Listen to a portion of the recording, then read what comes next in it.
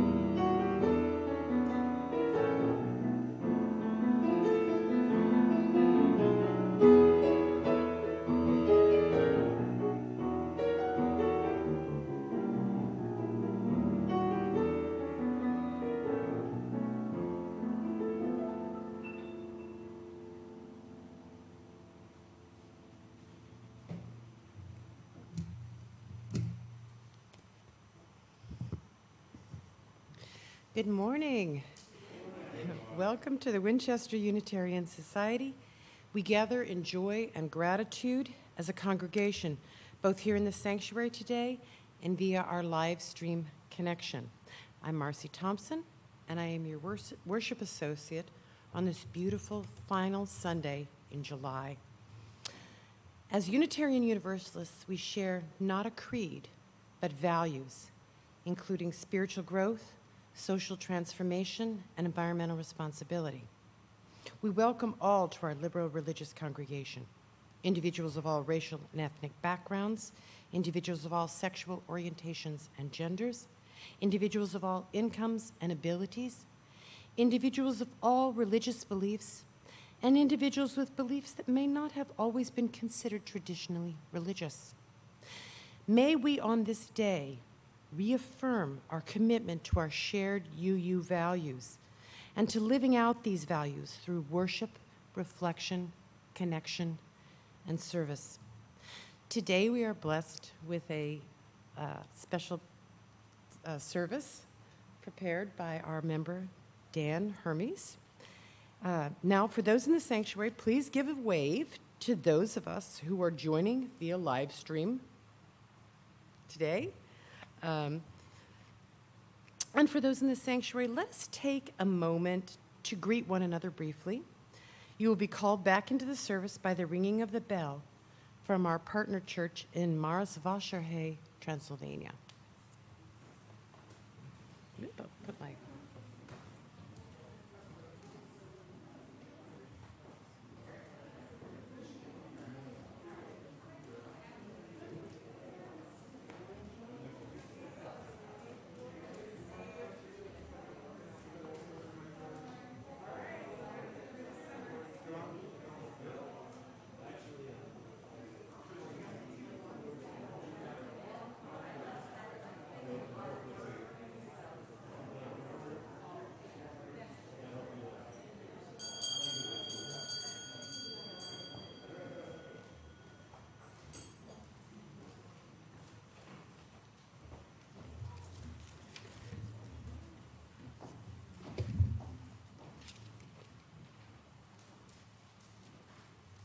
And now the opening words by Dan Hermes.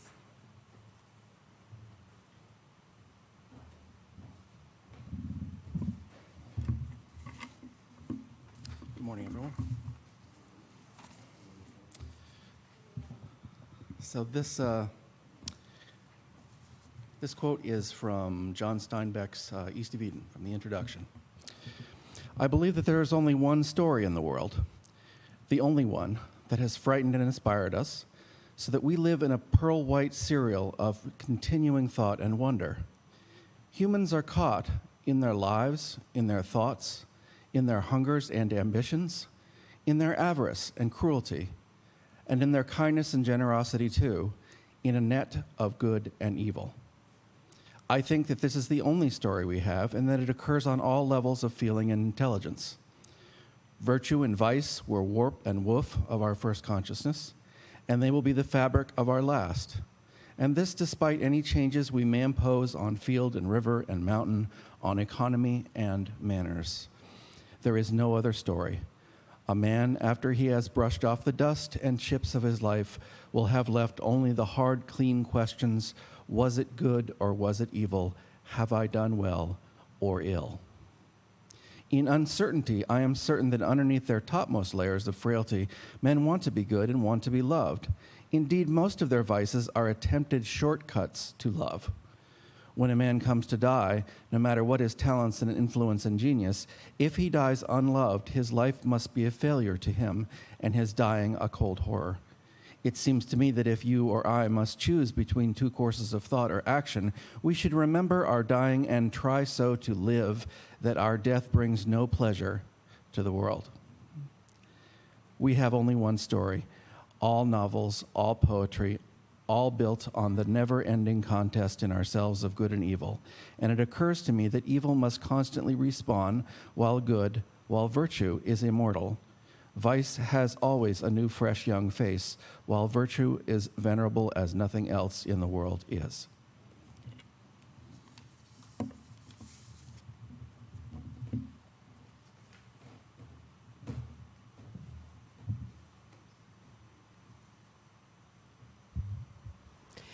In Letters to a Young Poet by Rainier Maria Rilke writes, "To love is good too, love being difficult.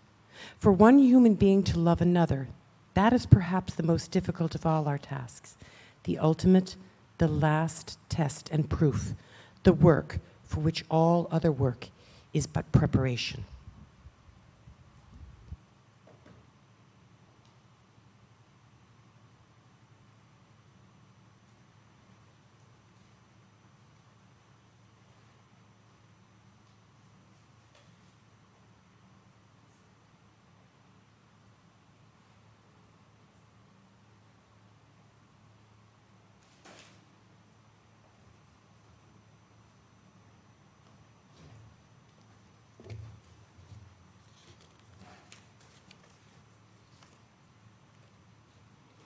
The reading today is from Moral Leadership, Integrity, Courage, Imagination.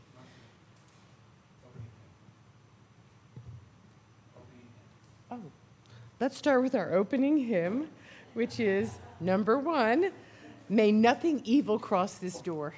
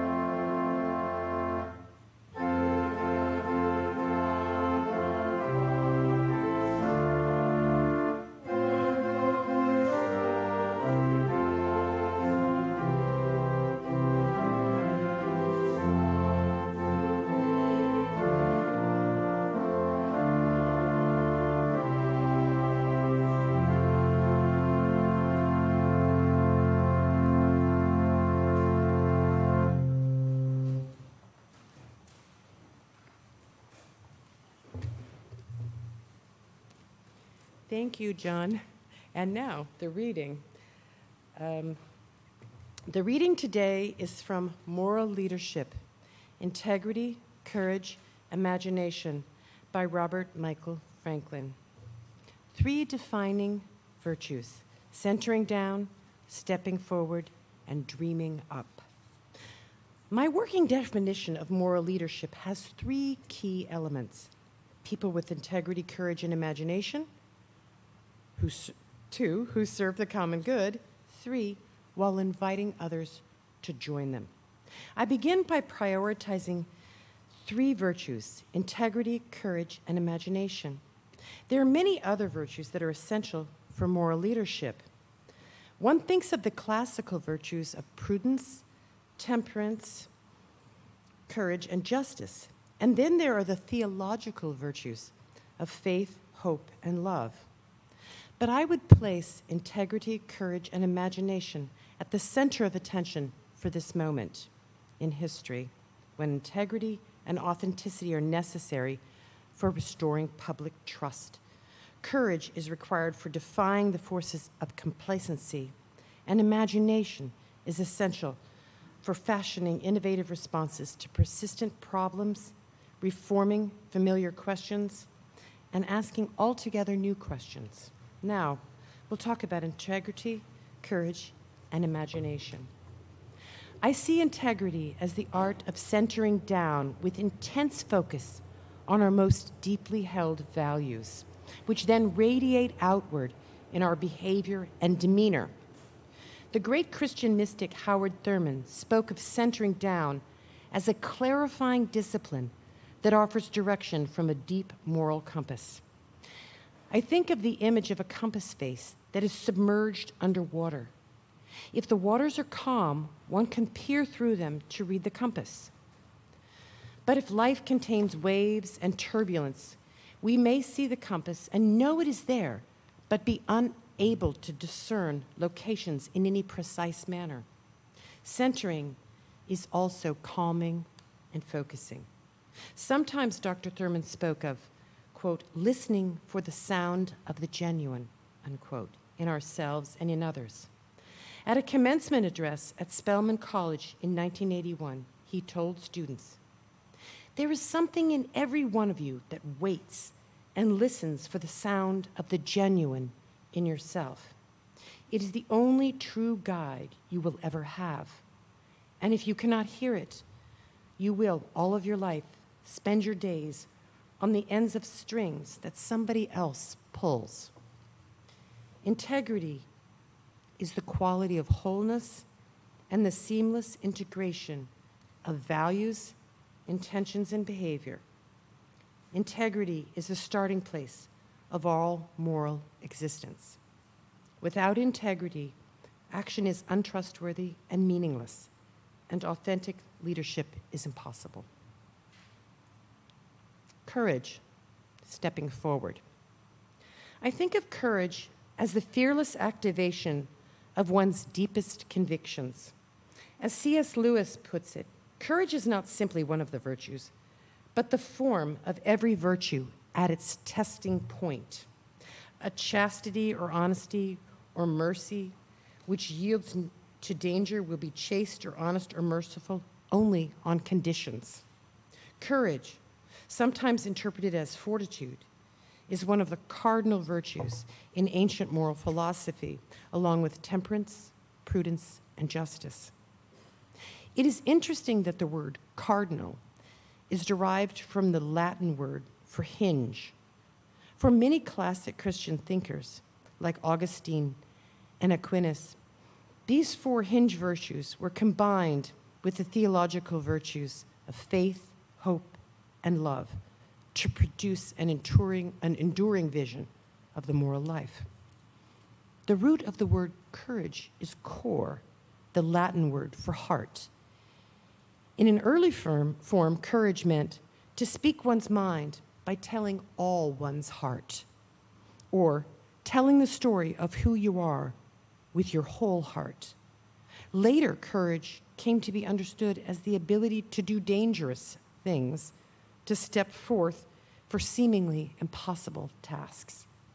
No wonder we reserve the title, as a social good, of hero and heroine for those who step or leap forward to do good that others won't do. Courage is the art of stepping forward. When others step back in the face of crisis, moral leaders step forward, make themselves available, accept the risk of standing alone when necessary, but are poised to act in an impactful way. Although the struggle for social justice is a team sport, when Rosa Parks engaged in civil disobedience, she sat alone. She knew that she had allies and possibly a movement behind her, but that day she was alone. When Martin Luther King Jr. and Ralph Abernathy led a dangerous march on the streets of Birmingham, surrounded by uncertain followers, they knelt on the sidewalk to pray, thereby sanctifying public space, and then they began to walk forward. Without looking over his shoulder, King whispered anxiously to Abernathy, "Ralph, are you coming? Are they following?" He hadn't checked to see if anyone was following before stepping forward. Imagination, dreaming up. Finally, imagination is the art of dreaming up. where and how we can transcend the status quo. There is no more compelling trope of American dreaming than the dream that Martin Luther King Jr. shared on August 28, 1963. Those familiar with the history of that speech know that he had not planned to deliver those words for the climax of the speech. His text read differently. Before writing his speech, according to Clarence Jones, one of his key advisors, King had solicited ideas for its content. The opening of the speech spoke of America lacking sufficient funds to cash the promissory note of freedom and equality for all, an idea that Jones had suggested. Claiborne Carson notes that King had been drawing on material he used in the I Have a Dream speech in his other speeches and sermons for many years. 2 months earlier, June 23, 1963, he had proclaimed most of the famous words we know in a meeting in Detroit at Cobo Hall.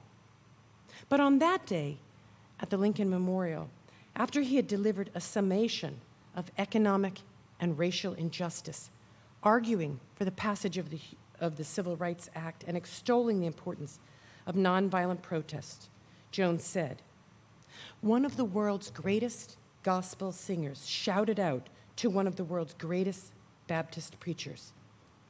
Jones was standing about 50 feet away from King during the speech when he looked over at Mahalia Jackson, who was standing nearby, and heard her call out to him, "Tell them about the dream, Martin. Tell them about the dream." Suddenly, it was like a gear in his head turned as he reached deep inside for the language that was ready and waiting. A woman whose ear was keenly attentive to audiences and responses knew the precise note that needed to be struck at that very moment. None of the other men shouted this to him. She helped launch him and his dream into history.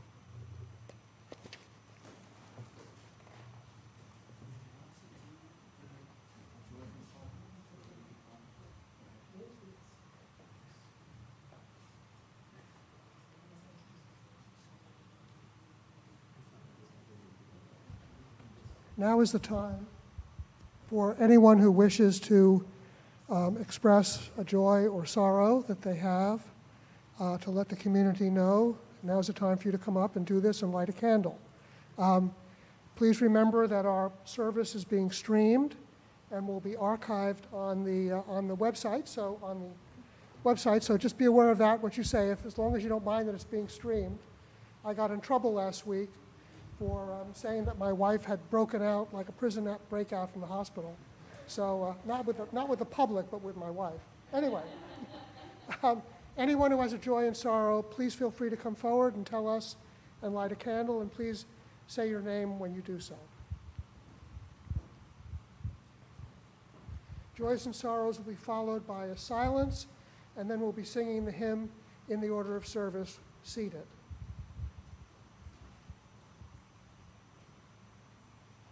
Thank you, Martin.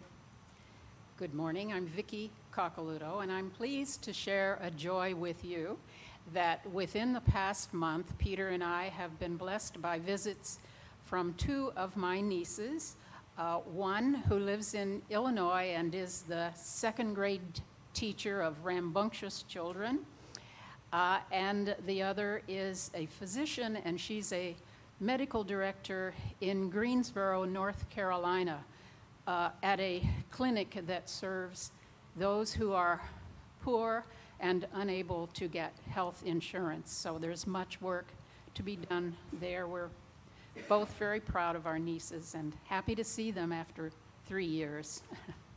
Thank you.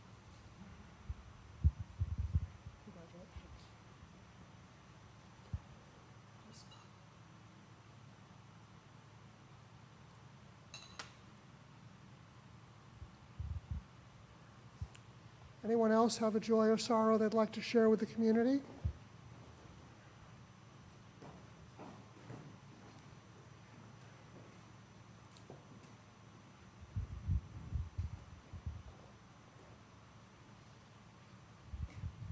Once again, I'm lighting a candle for my older son, Andrew, whom I told you last week was hiking this Pacific Crest Trail. Last night, he called to say that he had gotten up at 4 with ashes on his tent, and he successfully evacuated. He was at the Oregon-California border and the Klamath Forest fire. So I light a candle, less for Andrew, but for the loss of the forest and the damage to the people in the area. Thank you.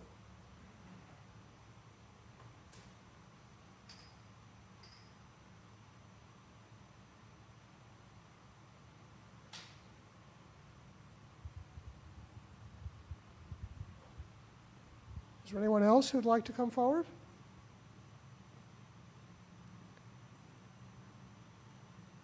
If not, then I will light one last candle for the joys and sorrows that we hold in our hearts that we didn't express in public today, but that are very real for all of us.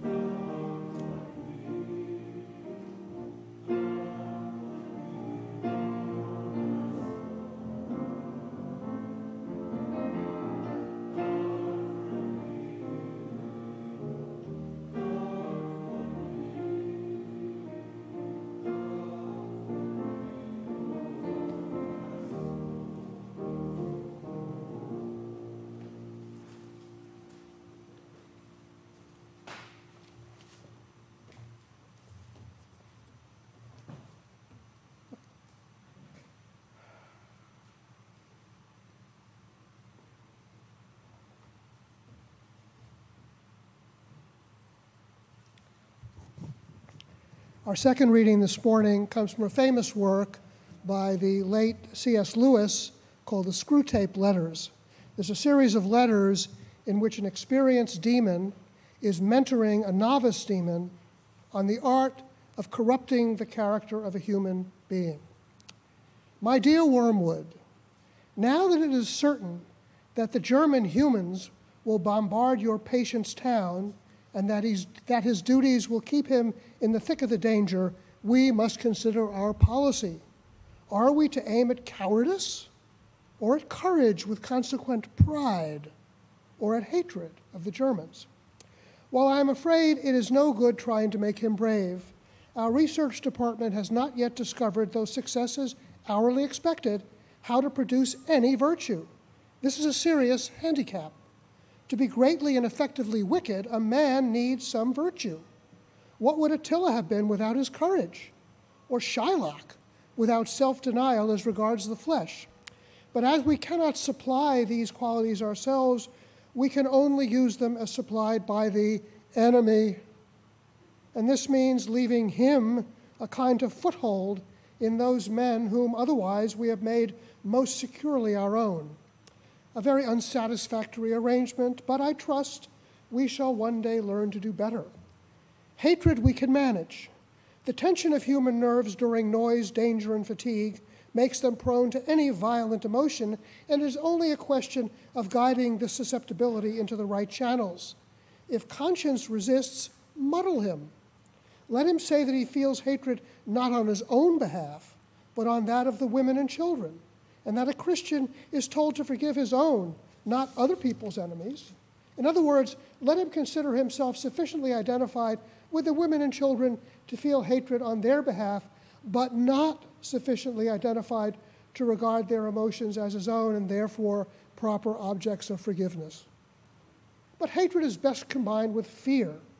Cowardice, alone of all the vices, is purely painful, horrible to anticipate, horrible to feel, horrible to remember. Hatred has its pleasures. It is therefore often the compensation by which a frightened man reimburses himself for the miseries of fear. The more he fears, the more he will hate. And hatred is also a great anodyne for shame. To make a deep wound in his charity, you should therefore first defeat his courage. Now, this is a ticklish business. We have made men proud of most vices, but not of cowardice. Whenever we have almost succeeded in doing so, the enemy permits a war or an earthquake or some other calamity, and at once courage becomes so obviously lovely and important, even in human eyes, that all our work is undone, and there is still at least one vice of which they feel genuine shame. The danger of inducing cowardice in our patients, therefore, is lest we produce real self-knowledge and self-loathing with consequent repentance and humility. And in fact, in the last war, World War I, thousands of humans, by discovering their own cowardice, discovered the whole moral world for the first time. In peace, we can make many of them ignore good and evil entirely. In danger, the issue is forced upon them in a guise to which even we cannot blind them. There is here a cruel dilemma before us. If we promoted justice and charity among men, we should be playing directly into the enemy's hands. But if we guide them to the opposite behavior, this sooner or later produces, for he permits it to produce, a war or revolution, and the undisguisable issue of cowardice or courage awakes thousands of men from moral stupor.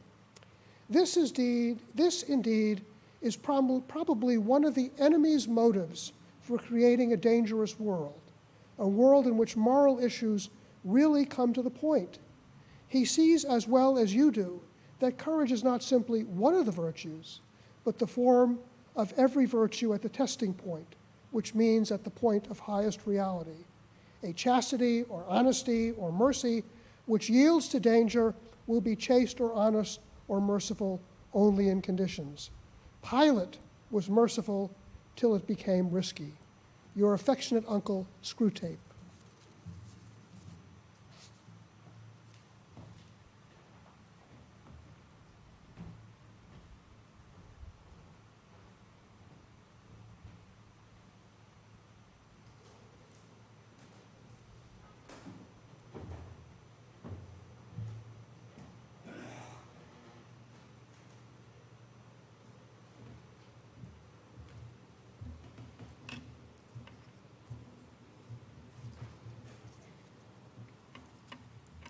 Good is universally defined as behavior that serves the interest of the group. Evil is universally defined as behavior that is not in the interest of the group. The challenge of justice, then, is to determine what acts do and do not serve the interest of the group. There is an implicit determination, however. Who is the group? Groups are made up of individuals, and those individuals are made up of subgroups, significantly complicating both questions. Fashion, popularity, religion, and politics can define subgroups that can disagree on acts of goodness and evil. Obvious examples of this in the US include gun laws and reproductive rights. So how does this work? Let's begin with obvious examples and work our way towards more complex and common moral configurations. Let's draw two separate circles representing two different groups, picnickers and ants. Most of us can agree that when we go on a picnic, having bought and prepared food, that we hope to lay out a blanket and sit down and eat our sandwiches and snacks in peace in the grass, under the trees, and sun undisturbed. Nearby ants, however, have a different perspective.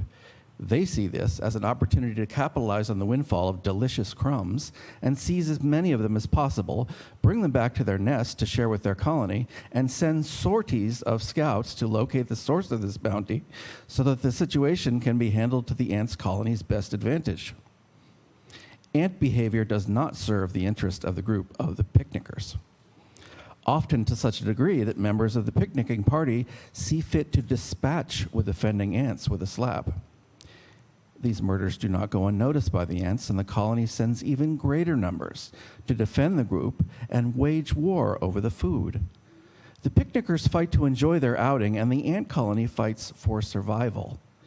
Ultimately, the picnickers retreat from this foreign land and leave the ants to reign again in peace. But why did the picnickers feel entitled to invade the territory of the ant colony? And why were they not concerned that they may injure members of the colony as they sat down to eat? And most of all, why did they feel entitled to swat ant after ant dead as the insects followed their instinctual urge to find and retrieve food? And what food was really at stake in most cases? Crumbs. The picnickers are killing over crumbs.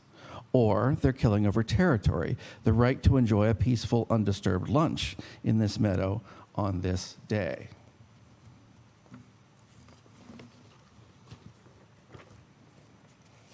Picnickers do not recognize the sovereign territory of resident ants and their colonies. Picnickers' power over ants is significant enough that they neither recognize ants as a threat nor as a class of beings with rights to be respected. In spite of the fact that the ants may regard themselves as fellow picnickers, the human picnickers do not recognize the ants' identification as picnickers and identify the ants as other, as ants, not picnickers. A group separate and apart from the group of picnickers, thus the two are mutually exclusive circles. Due to this societal and conceptual separation of the groups, the picnickers are not obligated to respect the boundaries of the ant colony's territory, nor are the picnickers obligated within their group to respect the lives of the ants. Now, I'm not here to judge well-meaning, summer-loving picnickers. And I don't believe that ants have a right to my egg salad sandwich. I'm simply painting a backdrop. I'm laying bare some of the mechanisms by which human beings categorize and justify our own behavior. If you'll allow me, it is here that I must dim the lights on this rather innocent-sounding example to concentrate on its darker shades. During the years of the Nazi regime, German doctors argued that Jews spread disease. Reflecting common themes in Nazi propaganda, these medical professionals repeatedly pushed the false claim that Jews were responsible for outbreaks of typhoid fever, a deadly contagious disease spread by lice. Next slide, please. This Nazi propaganda poster was created in 1941 for public display in German-occupied Poland. The Polish language words roughly translate to, "Jews are lice. They cause typhus." What the propagandists have done here is to cast Jews as non-human, as insects, but not just any insect, as lice that carry disease feared and deadly to humans, typhus. Jews are cast here as extremely dangerous insects. They are cast as an inherently evil but subordinate group that should be regarded with fear and aggression, stamped out like ants at a picnic. It's impossible to admit the similar rhetoric heard in the contemporary political discourse. Immigrants are infesting our country. Illegal immigrants are animals, not people. These are quotes. They all have AIDS. Those are but a few quotes we've heard in the past few years. So the casting of groups as inherently evil is an old and familiar political gambit. And the methods to do that haven't changed, characterizing a group as a non-human, insect or beast, implying that the offending group poses a mortal threat to the good group. As it turns out, the categorization of a group as evil is a common social device employed before evil is perpetrated upon that group. I make that point because good and evil are often cited as guidelines for behavior, as a means of societal control to encourage people to behave well. But the notions of good and evil are just as often used by societies as a means to encourage people to behave poorly. Next slide, please.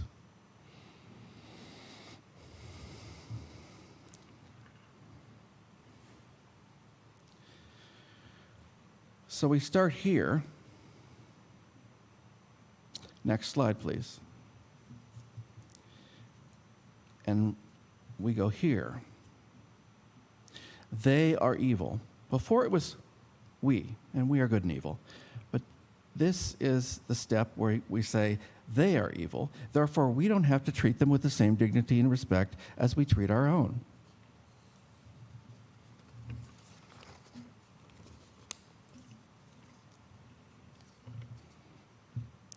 So, that was some darkness. What about good? How can groups and societies and individuals employ their resources to enhance the greater good? Although I'm now an existential atheist, I have Christian upbringing. And on this topic, the New Testament of the Bible is clear. Jesus' overarching message is, love thy neighbor as thyself. Jesus attempted to bring us from here, next slide,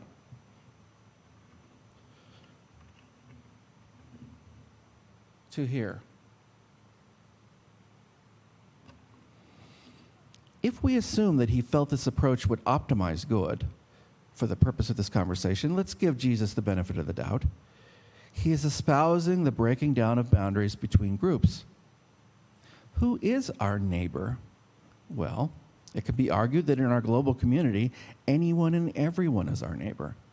Jesus is suggesting that in order to optimize good and minimize evil, that we must strive to bridge our social groups and subgroups.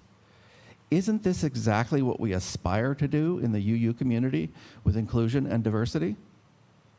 I believe it is. And I believe that doing that is enlightened and does move us in the direction of doing more good, of serving the larger community and not just ourselves. Jesus seemed to imply that good deeds have as much to do with our relationship with others, our relationship, how we think of ourselves in relation to others, as it does the kinds of deeds we are doing. In other words, relationships direct deeds. Or even more precisely, relationships determine whether our deeds will be good or evil. At this point, I feel it necessary to point out that an absolute approach to good and evil will not get us very far. We must consider the reality of most situations, that good and evil appear to be relative. What may be good for one group or one individual may be considered evil by another group or individual. For example, it was to the advantage of settlers of the United States to disregard the boundaries and rights of native peoples as they settled their quote-unquote new land, much in the same way that it is to the advantage of China to build military installations in the South Seas, and for Russia to occupy Ukraine. Acts perpetrated in the furtherance of these claims of territory are seen by the perpetrator and as evil by violated parties and their allies. For the sake of simplifying this discussion, I'm setting aside the particular methods used in these occupations. So I would not be standing here speaking to you today in this lovely building with our lovely neighbors were it not for the good initiatives enacted by our ancestors to settle this land and the evil deeds enacted by them to aggress and violate the rights of native residents in the process. Thus, our deeds may simultaneously be good and evil. But no one wants to be evil. Don't we all want to be good? In order to simplify our lives morally and reduce our cognitive dissonance, we can gravitate to the interests of the groups we most closely identify with, beginning with our own interests. For example, we are Americans on U.S. soil. We are immigrants from Brazil coming to America. We are Chinese nationalists securing our borders. We are Russian citizens carrying out our patriotic duty. We are picnickers enjoying the outdoors. I am doing what is best for me and my family.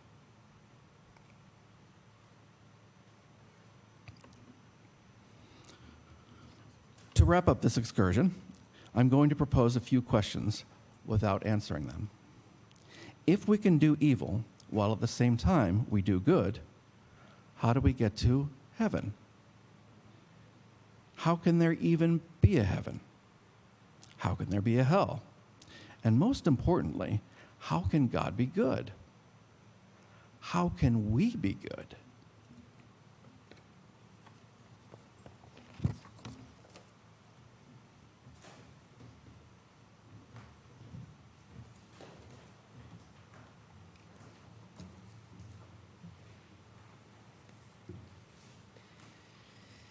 We have come to the point in this service where we are asked to make an offering to support this self-supporting church and its many ministries.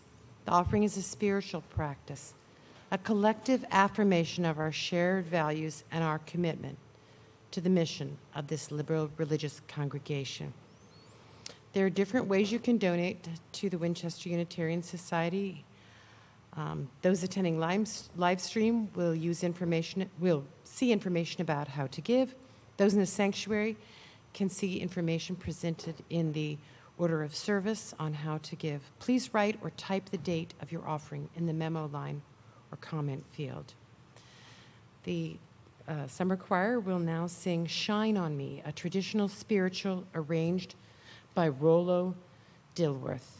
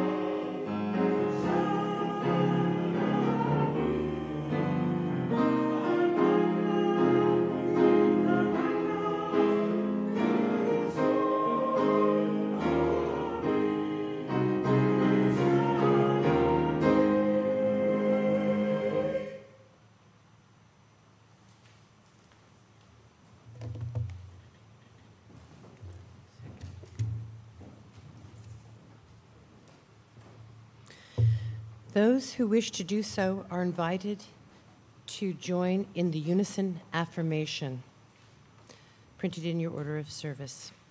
We gather not for ourselves alone, but to use our common power to build the beloved community within and beyond these walls. We create and reaffirm this covenant this day to make justice flourish, to practice compassion amidst difference, and to embody transformative love. Please join us in singing hymn number 119, Once to Every Soul and Nation.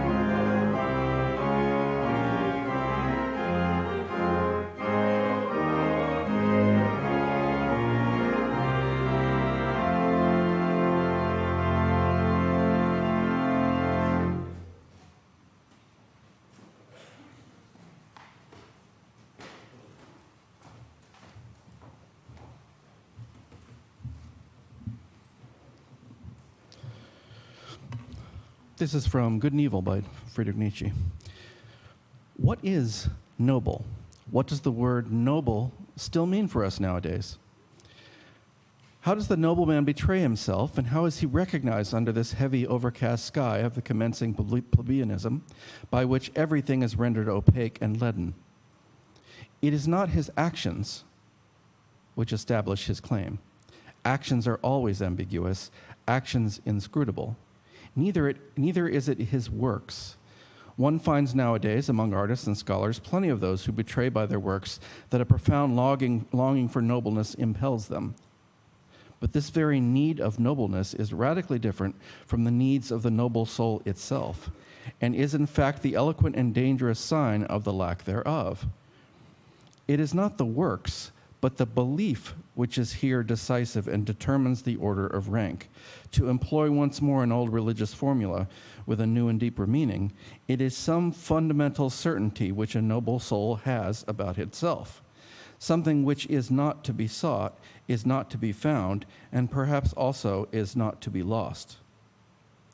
The noble soul has reverence for itself.